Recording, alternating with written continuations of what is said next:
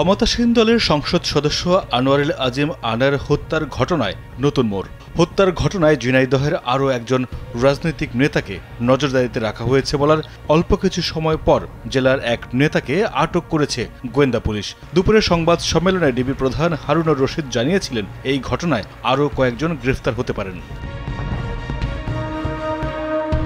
আনার হত্যার পর আসামে তার মৃত্যু নিশ্চিত করে জেলার কয়েকজন নেতাকে ছবি পাঠিয়েছিল বলে জানতে পেরেছে গোয়েন্দা পুলিশ। এর আগে গ্যাস বাবুকে গ্রেফতার করে রিমান্ডে নিয়েছে ডিবি। ছবি দিয়ে কেউ আর্থিকভাবে লাভবান হয়েছে কিনা, কাদের মাধ্যমে আর্থিক লাভবান হয়েছে, সবগুলো বিষয় তদন্ত করে দেখছে গোয়েন্দারা। 1 মিনিটে নগদ ইসলামিক অ্যাকাউন্ট খুলতে ডায়াল করুন *167#। সংসদ সদস্য আনোয়ারুল আজিম আনার হত্যায় জড়িত সন্দেহে এবার ঝিনাইদহ জেলা আওয়ামী লীগের সাধারণ সম্পাদক সাইদুল করিম মিন্টুকে আটক করেছে পুলিশ।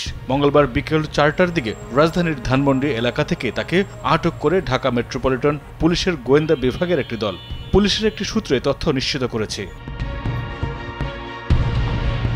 সূত্রের দাবি, আখতারুজ্জামান শাহিনের সঙ্গে জেলা আওয়ামী লীগের সাধারণ সম্পাদকের যোগাযোগ ছিল। তাকে জিজ্ঞাসাবাদের জন্য গোয়েন্দা কার্যালয়ে নেওয়া হয়েছে। বিষয়টি নিয়ে জেলা আওয়ামী লীগের সভাপতি শফিকুল ইসলাম অপু বলেন, ওই নেতার আটক হওয়ার গুঞ্জন শুনেছেন তিনি বলেন, সকাল পর্যন্ত সাইদুল করিম মিন্টুর ব্যক্তিগত মোবাইল নম্বরটি সক্রিয় থাকলেও বিকেল থেকে তা বন্ধ পাওয়া যায়। তবে জনপ্রিয় এমপি আনার হত্যাকাণ্ডের সাথে যেই জড়িত থাকুক না কেন, তাদের দৃষ্টান্তমূলক শাস্তি চান বলে জানান অপু।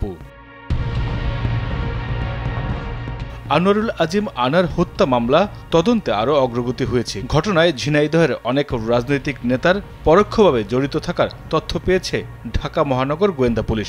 সন্দেহভাজন প্রত্যেককে পর্যায়ক্রমে আটক করে জিজ্ঞাসাবাদ করা হবে।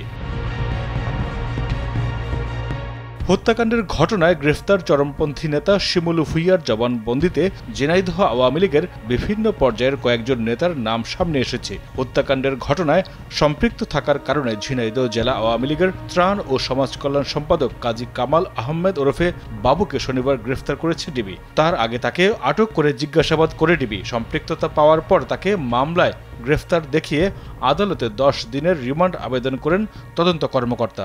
আদালত 7 দিনের রিমান্ড মঞ্জুর করেছেন। তাকে জিজ্ঞাসাবাদ করে এমন কিছু তথ্য ডিবি পেয়েছে যেটি এই হত্যাকাণ্ডের মোড় ঘুরিয়ে দিয়েছে।